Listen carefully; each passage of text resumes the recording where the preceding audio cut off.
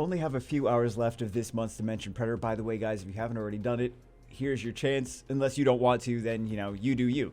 But we have a few hours left of that. It is 3 and 4 star only. I did do it on the global with Miang, but then after the fact, while I was actually doing the battles, I was like, Miang is terrible here. She just decreases the duration of the harmful effects, the infinite continuous damage, instead of completely cleansing them like Konamiya would do, right, for example. So I was like, okay, I can't do a video of this. I mean, we beat it with her, but I was like, we can't do a video with this because this is really not what you should be using here. You should be using like Konamiya or like a cleanse, right? So then I went on to Europe server. I was like, what can we use on the Europe server? I took a look at this guy. I'm like, yes, demonic Winnie the Pooh. I definitely think we could use this guy for Dimension Predator for this month. Again, it's a 3 and 4 star only.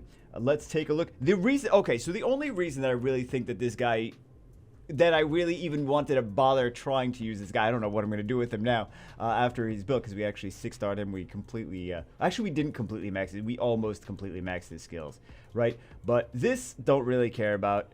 I mean, these actually kind of helped in like the waves, like wave 1 and wave 3 for the things, but aside from that, these really did not do too much of anything. It's this. It's just the Cry of Battlefield. It's just a cleanse and attack power buff. I mean, it's similar to, you know, you have the infinite continuous damage. You cleanse it off, and then also Fran has attack power buff, so you do need some kind of attack power buff because you need to do as much damage as possible to the Predator before he gets, or to anything before they start getting turns and destroying your team. So cleanse for all that continuous damage. Also the defense breaks, the attack power breaks, and things like that for the mid bosses.